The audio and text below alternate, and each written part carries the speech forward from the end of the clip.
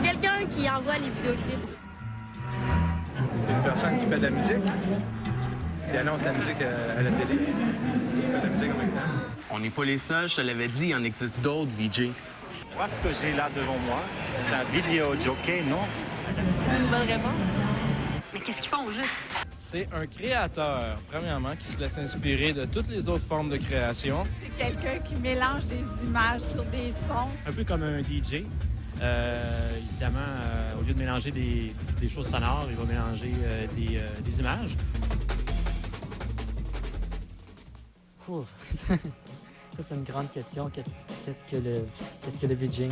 Le VJing, c'est une nouvelle forme d'expression artistique. For me, VJing is an art that can't exist on its own. It's an art that's really dependent on the context of the environment, be that the music.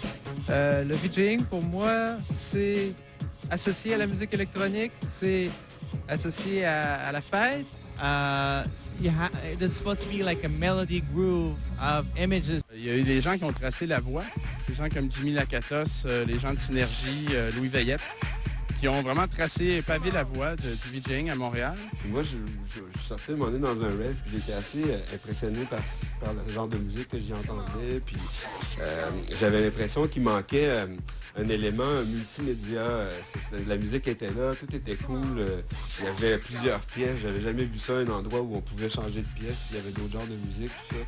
Mais il manquait un contexte multimédia qui était super approprié. Peu à peu, il y a eu la constitution d'un groupe qui s'appelait Synergie avec Louis Veillette et Yves Labelle. Et on a ensemble fait plusieurs événements techno, dont les plus, je pense, connus étaient Nexus, un entrepôt qui était maintenant, qui est devenu Discrete Logic. À l'époque, il y avait peut-être 2 ou 3 000 personnes. Un des premiers raves auxquels j'ai assisté, ça devait être en 90, 11, je ne sais plus trop, quelque chose comme ça.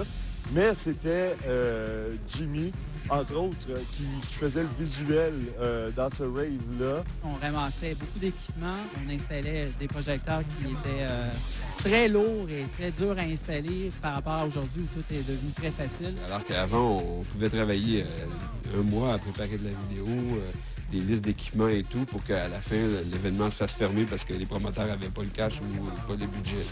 Graduellement, en travaillant là-dedans, je me suis pas mal intéressé à la culture nocturne montréalaise, là, les after-hours, les bars, les clubs.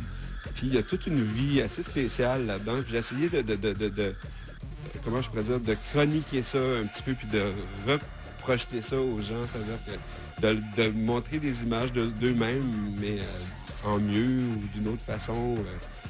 C'était aussi ça, un autre aspect de la démarche.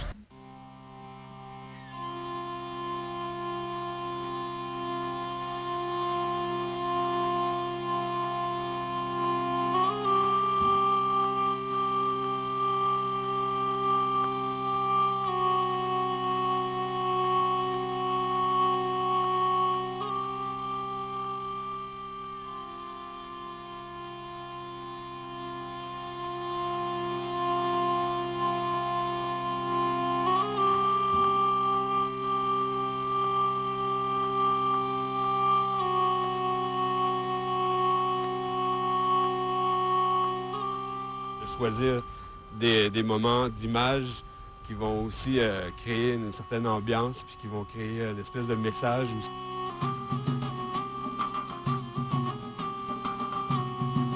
J'ai pas une seule technique. En fait, la technique, c'est de suivre la musique. Puis c'est ça l'idée, c'est de suivre la musique, puis suivre aussi l'énergie du monde en avant de toi. Les gens sur la piste de danse qui, en général, te suggèrent quelque chose d'assez fort. Qu'est-ce qui nous est arrivé de rigolo? Je pense que c'est arrivé à plusieurs VJ d'ailleurs. Surtout dans un club où tu es près du public qui danse. Tu es en train de mixer, puis d'un coup, il y a quelqu'un qui vient te voir et qui te demande est-ce que tu aurais plus de house à mettre? Ce qui fait que souvent, quand les gens viennent dans la cabine, puisqu'on a les plus grosses consoles, puis qu'on a des moniteurs qui nous éclairent, puis tout ça, les gens, ils ont souvent jamais vu des tables tournantes, ou ils réalisent pas, puis ils viennent nous voir, puis ils pensent qu'on est le VJ, puis ils nous font le DJ, puis ils nous font des demandes spéciales. Pendant un set de 12 heures de Mistress Barbara, il y a une fille qui est montée sur le podium du VJ. Elle est venue me serrer la main, puis elle a dit « Ah, c'est bon ta musique, c'est écœurant! »